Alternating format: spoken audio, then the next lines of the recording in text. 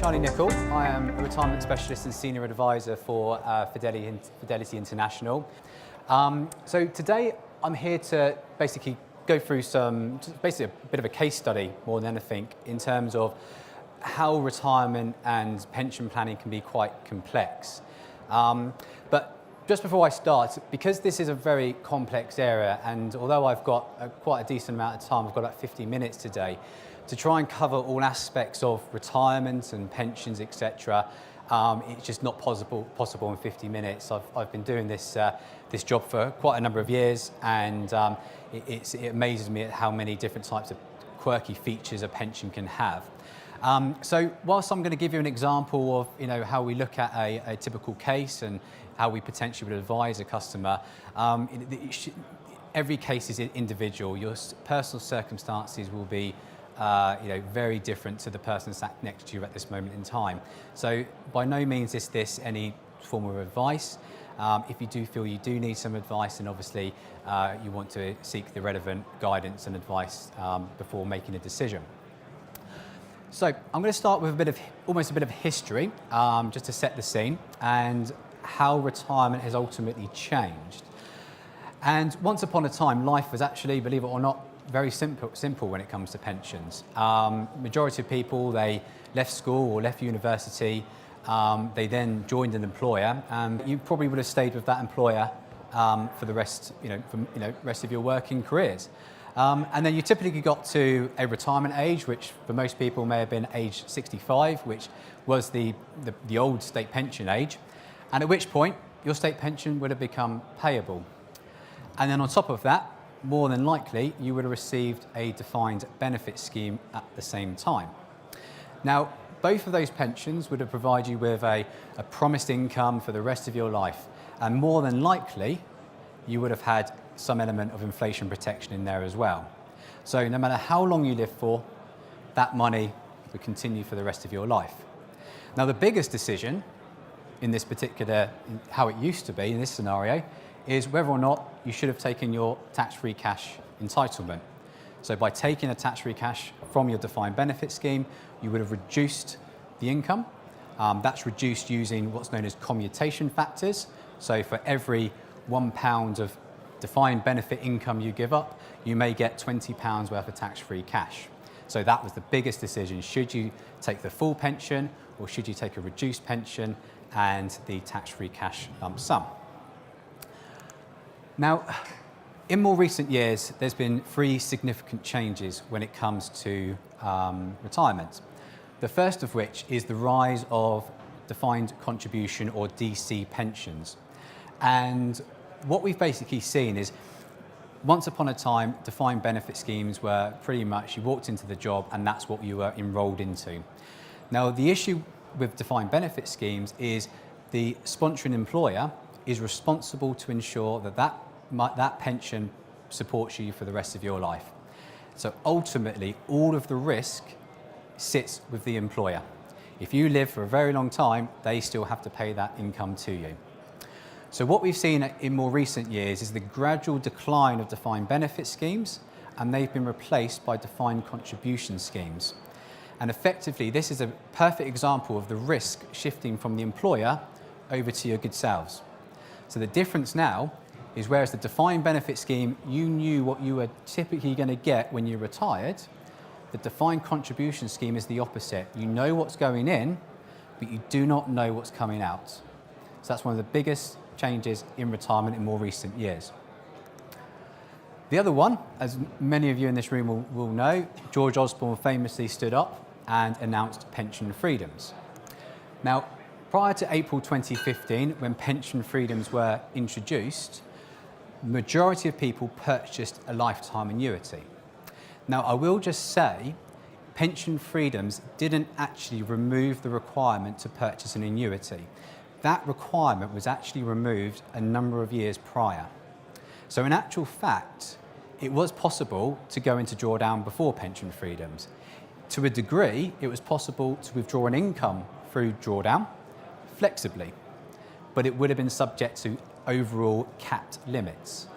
Now, for the lucky few, you may have actually even been able to go into what was known as, at the time, flexible drawdown, which ultimately was available to those that could prove they had what was known as the minimum income requirement, which was a £20,000 income from guaranteed sources, so for example, a defined benefit scheme. And if you could prove that you had that £20,000 a year, then you could actually go into flexible drawdown prior to pension freedoms ever being announced. That was then subsequently reduced down to £12,000 a year, the minimum income requirement, when George Osborne in 2014 announced that he was introducing pension freedoms. And then from April 2015, that's when pension freedoms was fully introduced. And now, more or less, you can take what you want, how you want, and when you want it. And then the third change is ultimately what we call the death of retirement, which sounds a bit more morbid, but basically, going back to the earlier slide where you worked, you stopped, you got a defined benefit income, you had your state pension, that was it. You kind of stopped and then all of a sudden you were retired. What we're seeing now is actually people tend to do this more gradually. Because of the flexibility that defined contribution schemes offer, you can effectively dip in and out if you want. You don't have to commit yourself to a regular income straight away. So what we tend to find, and it could be for various reasons, some people may not want to give up work, they may enjoy what they do. Other people may actually want to have a complete change of career.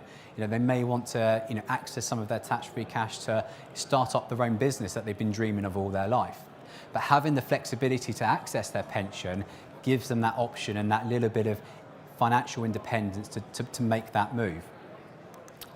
So how does it look today? How does retirement look today? So we still typically work and we still earn a living. Now the first key change is the state pension age has gradually increased. It's now currently up to age 67. Now what we tend to find is some clients with pension freedoms, and because of the rise of defined contribution schemes, they can actually access their tax-free cash earlier. So some people may actually take their tax-free cash as soon as they reach age 55 for whatever reason. It may be that they've got a mortgage they want to repay, or they weddings to pay for, or they want to go on a big holiday, etc. You can now, if you want, access the tax-free cash whilst you're still earning. Furthermore, you may still have a defined benefit scheme, and you may be able to take that from 60, at which point you may decide, well, actually, what I'm going to do is I'm going to go part-time. I'm not going to work all the hours, I'm not going to work 5 days, I'm going to reduce it down to 2 days. And I'm going to supplement that loss of earnings through my defined benefit scheme. Now, at the same time, with a defined benefit scheme, you do have to take the tax-free cash as well. And then when you get to state pension age, your state pension kicks in, and then in addition to that, you can then also withdraw an income from any defined contribution schemes however you like. But the main point being here is that with a defined contribution scheme, you can take your tax-free cash earlier, and then you can defer taking an income until a later stage. So that's generally how retirement could look in today's world. So what I'm going to look at now is I'm going to look at just a case study, just to sort of work through a couple of the complexities that you can be faced with when approaching retirement. And the key point here is when you are looking at your pension provision and what options are available, it's always important to make sure you look at the policies you've got in detail. Because of all the different changes to legislation over the years, it's not uncommon to have quirky features within your pensions that may not be that clear what they are. For example, if you contracted out of the state's second pension, you could have something known as guaranteed minimum pension. You could have guaranteed annuity rates. You could, if you were ever impacted or are likely to be impacted by the lifetime allowance, you could also have things like transitional protection, so fixed protection, individual protection, enhanced protection, primary protection. A lot of jargony words there, but that's the main issue of pensions. There's so much legislation out there, you really need to understand what you've got before you commit yourself to a decision, because ultimately, more than likely, it cannot be reversed. So I'm going to start with a husband and wife case study, Nigel and Alexandra.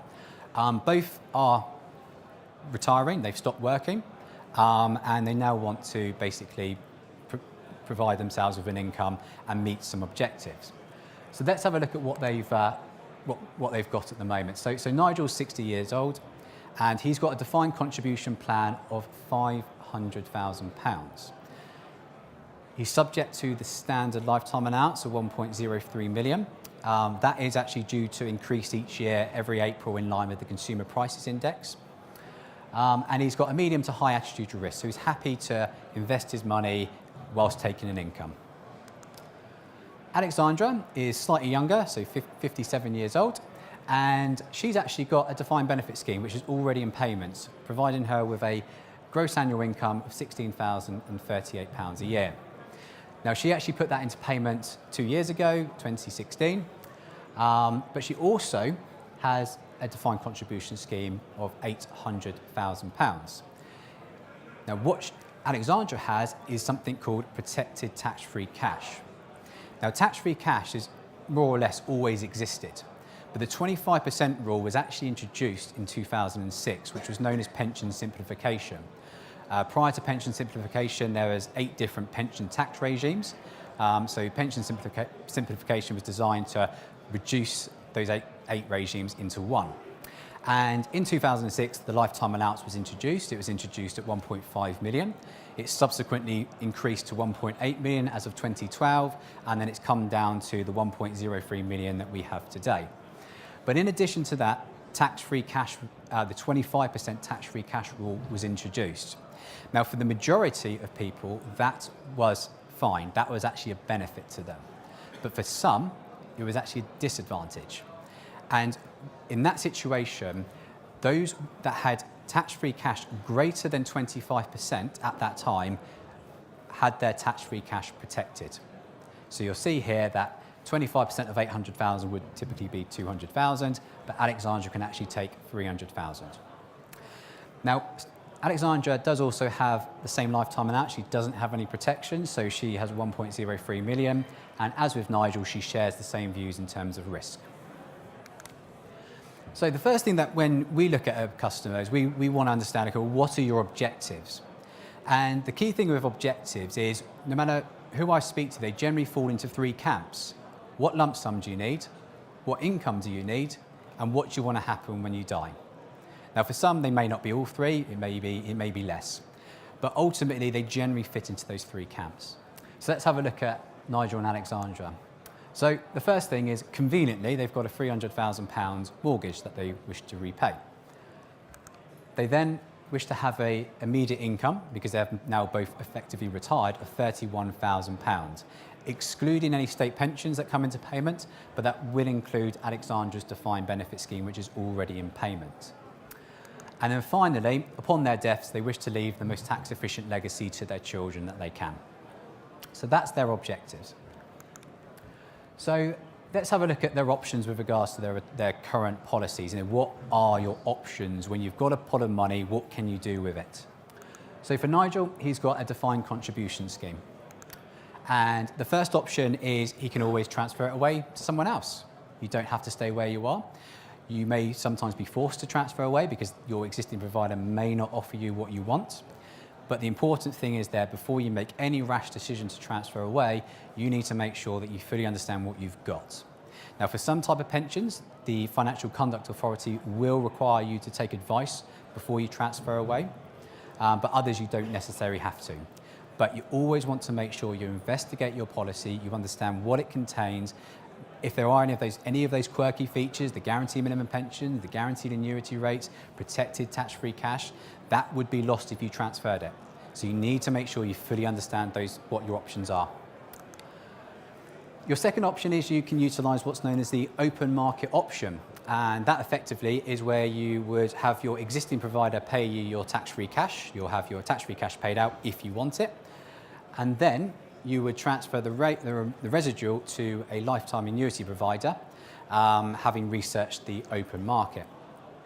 Now, with lifetime annuities, if you are going to exercise that option, a lot of you no doubt have read in the press that they're bad value for money, annuity rates are low, don't buy them, you're not guaranteed to get money back. I would actually disagree with that, because if you've got medical conditions, that will influence the rate. Having medical conditions is probably the only time that's actually beneficial when it comes to finance and underwriting. If you have got a shortened life expectancy, you'll be able to get a higher annuity rate. In addition to that, and going back to pension freedoms, one of the biggest things that come out of pension freedoms, in my opinion, is the improvement on death benefits for annuities. So a lot of people say, I don't want to buy an annuity because it's with the annuity provider. If I pass away, I'm not going to get that money back. Well, actually, there was a significant change in some of the options the annuity providers can now offer. An example of that would be what's known as a guaranteed period, where you can opt to have up to a 30-year guarantee. So that means if you take out a lifetime annuity and you pass away in year 1, then for the remaining 29 years, that income will continue to pay to your nominated beneficiaries. So it is worthwhile investigating, because in some cases, that may actually pay back more than what you put in. So it's definitely worth investigating. If you do investigate an annuity, then you want to make sure you fully complete a medical questionnaire. Now, even if you think you're in good health, you still want to complete a medical questionnaire, because as long as you've got a height and a weight, you will have your own individual rate. And I'm pretty sure everyone in this room has a height and weight. So it's worthwhile filling out a medical questionnaire and investigating your options. Don't just dismiss it straight away. And then the final option is actually they may be able to stay where they are and move into flexi access drawdown. So Nigel may not actually have to transfer anywhere to achieve what he wants to achieve.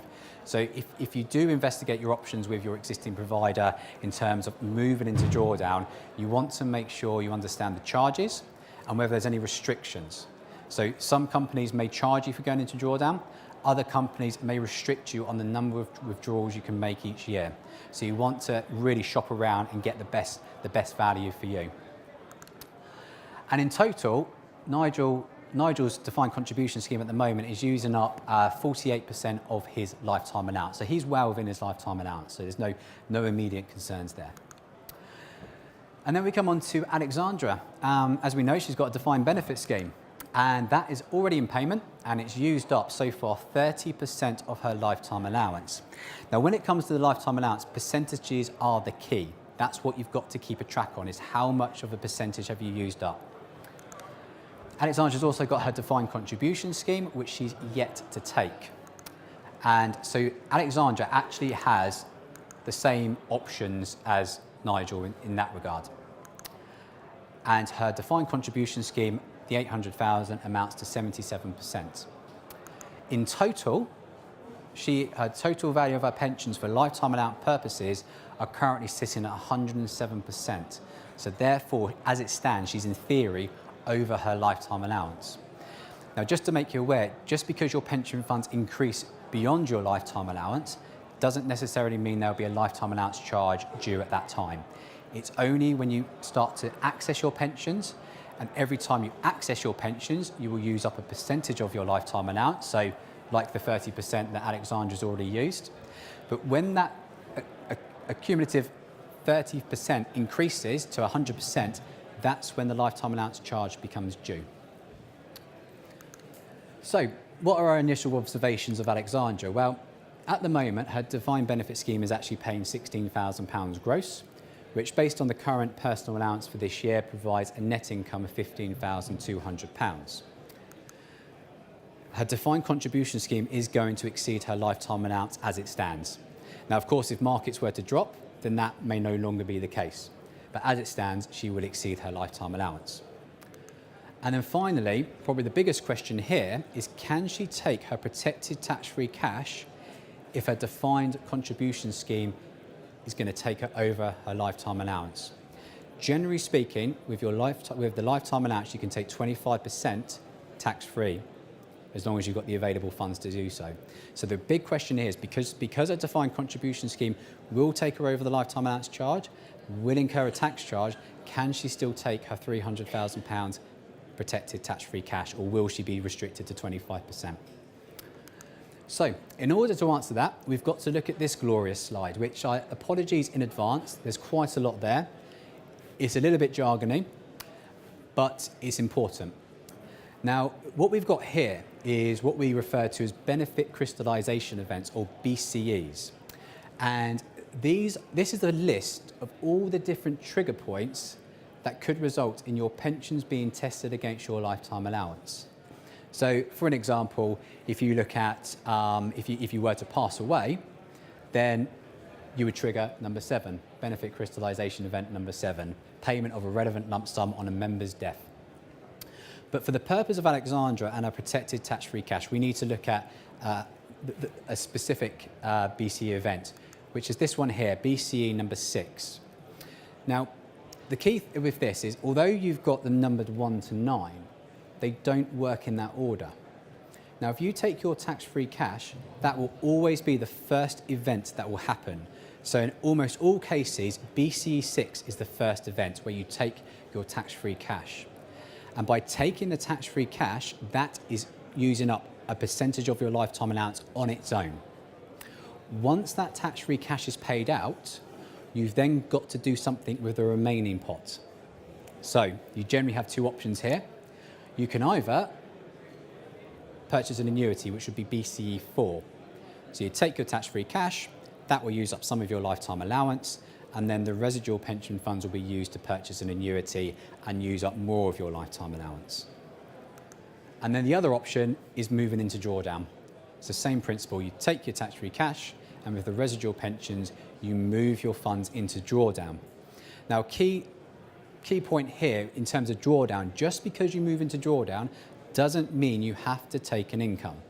You can go into drawdown and take 0 income. So what I'm going to do, I'm going to put some figures around this just to hopefully try and explain this a little bit more. So what we know is Alexandra's lifetime allowance is 1.03 million. Yes, sir. If you take 0, that still counts as a BCE 1? Yes, because you've designated it to drawdown. Okay. So Alexandra's got a lifetime allowance of 1.03 million. Her DC funds, her defined contribution funds, are £800,000, which represents 77% of her lifetime allowance. Her available lifetime allowance is 69%, which equates to 69% of 1.03 million, so that gives us £718,000. Now, if we trigger the protected tax-free cash first, under BCE 6, we are only going to use up 29% of her lifetime allowance at that point, which actually means is within her available lifetime allowance, which means she can take her tax-free cash. That then means that she has a lower lifetime allowance available, so 418,000, but she still has £500,000 worth of defined contribution funds to crystallise, to have that test. And assuming, which then means that ultimately, because she only has £418,000 of available lifetime allowance, she is over the lifetime allowance by £81,000. Now, you effectively have 2 options here. So that £500,000 will either need to be moved into drawdown or into an annuity. Now, your first option is you can opt to have a 55% tax charge. And that would be due if you decide to take the £81,000 as a one-off lump sum. So you just take it there and then, and out it goes. The other option is 25%, which sounds a lot better, which only represents a £20,000 tax charge. But the difference being is with option 2, you add the £81,000 to the rest of the money that's being used to either go into the annuity or into drawdown. So what that basically means is if you're going to use that £81,000 to increase your income through an annuity or drawdown, then the way that HMRC are viewing it is that they will get some income tax on it. And some very clever person has worked out that if you're in this position, there's a good chance you could be a 40% taxpayer. So if you take 25% off the initial 81,000, you then take 40% off the residual, you come out with a total tax bill of 55%. So it's kind of cost neutral. But in theory, not everyone's going to be a higher rate taxpayer. They could be basic, they could be higher. So it's very individual to your circumstances which option you go for. Other considerations here is if you do take that lump sum and you did withdraw the 45% after the 55% tax charge, is the question of where are you going to put it. And it will initially come into your bank account. It could then be sat in your estate, and it could be subject to inheritance tax as well. So you just need to be really consider the consequences, the knock-on effect of which option you go for here. So in summary with Alexandra, we can meet their primary objective of repaying their mortgage by releasing that protected tax-free cash. And for the purpose of this example, I'm assuming then that she's going to move the rest of her money into drawdown, and actually she may or may not need to withdraw an income from it, depending on what we're going to do with Nigel. So with Nigel, he's got no income currently coming in. His pension funds are well within his lifetime allowance, and that's quite key. And as their primary objective can be met through Alexandra, he actually has no need to take his maximum tax-free cash. So just because it's an option and it's there and you can take it, doesn't necessarily mean you should. And then finally, what we know is because of Alexandra's defined benefit income, they have a net annual shortfall of £15,800 to meet their second objective, which was an income of £31,000 a year. So what I'm going to look at is when it comes to drawdown, you typically have, there's three main options. You've got full drawdown, which is what Alexandra's effectively done. She's taken the maximum tax-free cash and then moved the remaining £500,000 into drawdown. And if she wants, she can withdraw an income from it. That is full drawdown. The other option is what's known as an UF+, which some of you may have heard, which stands for Uncrystallised Fund Pension Lump Sum. And what that basically involves is you taking out a lump sum from the pension. Out of that lump sum, 25% will be tax-free. The other 75% will be subject to your marginal rate of income tax. But that's a one-off lump sum each time. So you're basically taking almost a slice of the cake out every time you do that. Now, by doing that mechanism, you're only testing a smaller amount of your pension against your lifetime allowance at that time. But the example I'm going to show you for Nigel is very similar to UF+, but the main difference being instead of taking the lump sum out, you will take a bit of a lump sum out, but the rest of it will then be paid to you as a regular income. So if we imagine this circle here is a pension, something like a self-invested personal pension. Within that pension, you will have your defined contribution scheme funds, and which are available to access. Now, how partial drawdown will work is instead of moving all of the DC funds into drawdown and releasing the maximum tax-free cash, you can move a smaller amount into drawdown, which at the same time will actually release 25% of whatever you move in as tax-free cash. So for example, if you put £10,000 into drawdown, 25% would ultimately come out as tax-free cash. The remaining £7,500 could then be used to provide you with a regular taxable income. And in terms of the remaining DC funds, now these are obviously a lot smaller because obviously you've now crystallised a part of your pension. But ultimately what you can then do is you can then repeat the process again. So you can take your tax-free cash out in stages, and then you can have an income being paid from your drawdown funds whilst leaving your defined contribution funds completely untouched. And the key advantages for this is you only take the tax-free cash you need. You keep your funds within a tax-efficient wrapper, so whilst your pensions are in that wrapper, it's a tax-efficient vehicle. If your DC funds continue to increase, then so will your tax-free cash, because ultimately you can still take 25% of whatever that DC fund is. So if that DC fund increases, so will your tax-free cash. But of course, if markets go the other way, it will go down at the same time. And then also, anything that's held within that tax wrapper, on your death before age 75, subject to the available lifetime allowance, that money would be paid out to your beneficiaries tax-free. So let's have a look at how partial drawdown can work for Nigel and meeting their second objective of their income shortfall. So what we know is Alexandra's got a net income of £15,200. Their ideal income requirement is £31,000, which means they have a net annual shortfall of £15,800. Now, if Nigel moved £15,800 into partial drawdown, he would immediately get a 25% tax-free cash straight away, so £3,950.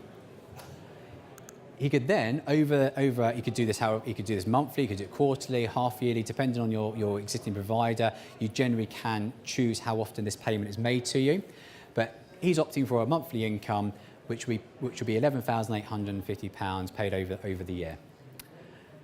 Now, because his personal allowance is also £11,850, he will pay no income tax on it whatsoever. And in total, he has withdrawn the £15,800 he needs to meet their income shortfall without paying any income tax. And what he's also done is he's kept his tax-free cash, or the rest of the tax-free cash, in that tax-efficient environment. So if he does pass away, it will be paid out to his beneficiaries tax-free, especially as he is within his lifetime allowance. Now, if they had inheritance tax issues, so if their estate was quite sizable, then if he took the maximum tax-free cash through full drawdown at the start, then although that tax-free cash is paid out tax-free, it's now in your estate. So that's why partial drawdown can be a really good tax-efficient method of providing yourself with an income. So let's quickly summarise. So we're summarising that Alexandra, £300,000 protected tax-free cash can be taken, even though that particular pension she took it from did take her over the lifetime allowance. Nigel can use his existing pension for partial drawdown, and he can do that in a very tax-efficient manner to meet their income shortfall.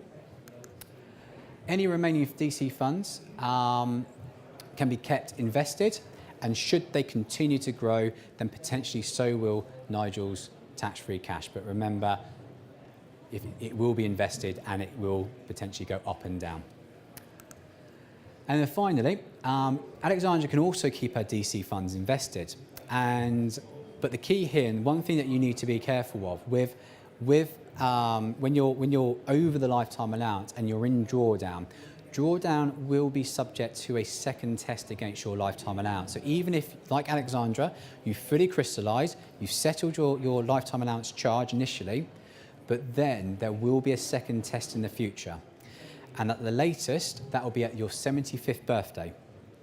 It could be earlier, and it could be earlier if you decide to use those drawdown funds to purchase an annuity or transfer overseas. So if you do either of those two before age 75, then those pensions will be retested. Now, how those pensions are retested is based on any growth since you moved into drawdown. So with Alexandra, she moved £500,000 into drawdown. Now, if we imagine that over the next however many years to age 75, that has grown to, let's say, £700,000. At age 75, there would have to be a test based on the difference. So in that situation, there'd be £200,000 worth of growth. Now, because Alexandra has used up 100% or more than 100% of her lifetime allowance, she has no lifetime allowance remaining, which means that £200,000 will be subject to a test and it will be subject to another lifetime allowance charge. Now, she does have the option to withdraw that growth every year, so that by the time she gets to 75, it could be that the fund value is £500,000 or less. So if it's the same value as it was when she first went into drawdown or less, then there's nothing to test. There would still be a test, but it wouldn't use up any more of her lifetime allowance. That's because you've withdrawn the income and ultimately you would have paid income tax on those withdrawals. So although moving into drawdown can settle any immediate lifetime allowance charge, you do need to be aware of those second tests in the future. Now, the final objective is their legacy and leaving something to their children. Now, with pensions and death benefits, what you're looking at here is there's two key situations: passing away before 75, passing away after 75. So let's look at pass away before 75. Now, if you've already accessed your pension funds, so like Alexandra, she's fully accessed her pension funds, and to a degree, Nigel on some of his, on the part that he moved into drawdown, there is no further test against their lifetime allowance. So going back to the example I gave of Alexandra and her pension grown by £200,000 by the time she gets to 75, if she died the day before her 75th birthday, then there would be no further test on those pension funds at all, which means it would be paid tax-free. But if she gets to age 75, that second test will take place and that's where that lifetime allowance charge will be due. Now with Nigel, it's a lot more, it's quite more straightforward. Although he's got some pensions in drawdown already, the majority of his are actually yet to be accessed. So if he were to pass away before 75, there would have to be a test. And that test would either be 5C, 5D or 7 from that previous slide of all the different events. And that will depend on what your nominated beneficiaries do with the pension, which could be take it as a lump sum, they could buy an annuity, or they may want to go for drawdown. But ultimately, as Nigel was within his lifetime allowance, although there would be a test on his pensions, because he's within his lifetime allowance, there's no charge due. Therefore, any funds that Nigel has got can be paid out tax-free to the beneficiaries. When we get to post-75, regardless of whether you've accessed your pension funds or not, so whether they're crystallised or uncrystallised, no further lifetime allowance test due. That is because, going back to the previous slides of all the different events, BCE 5, which there's 5 different events for 5, makes sure that all your pensions are tested at the latest by 75, whether you like it or not. They will be tested at 75. And then because they have been tested, any lifetime allowance charge would have been taken at 75, but now that you've passed away after 75, any death benefits left over will then be subject to your beneficiary's marginal rate of income tax. Now, an interesting point here is if you then leave that money to a loved one who, and you're over 75, and you and your loved one then had to pay income tax on that. If your loved one then passed away before 75 themselves, having kept that pension, that money in a pension, then they can actually nominate it to someone they want to leave it to. And if they passed away before 75, then it actually becomes tax-free again. So it can actually change tax status depending on who at the time has it and the age at which they pass away. So, to summarise on what should we be thinking about in terms of retirement. So the first thing is to get advice or guidance when you're approaching retirement. So we at Fidelity, we can provide both. We can provide retirement advice. You'll see that on your chairs today there is a pack, and we are currently enclosing a voucher for £500, the cost of our advice. So if you did want to receive any advice or you want to speak to me after the event, please come and find me. And we are currently offering a £500 discount for our advice. Our fees are already priced pretty competitively. Our guidance though is actually free, so you can call us up, speak to us, we can answer factual questions for you.